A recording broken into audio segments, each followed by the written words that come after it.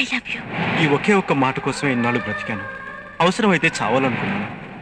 ఈ ఒకే ఒక్క మాట కోసం నీతోడే నా నీడగా, నీ ఊపిరి నా శ్వాసగా మిగలాలనుకున్నాను.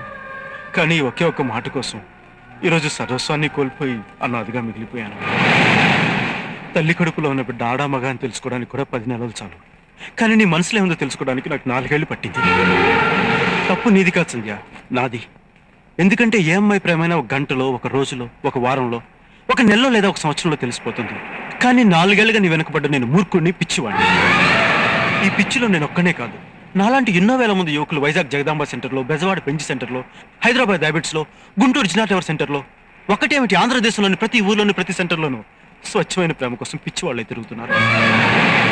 వాళ్ళ గుండె పొరలో నిండి ఉన్న ప్రేమని ఏ ఆడపిల్ల అర్థం చేసుకోవడం లేదు. అయినా మీరంతా నిజమైన ప్రేమను నమ్మరు. ప్రేమించామని కబుర్లు చెప్పి కడుపు చేసి పారిపోతారే, వాళ్ళని నమ్ముతారు.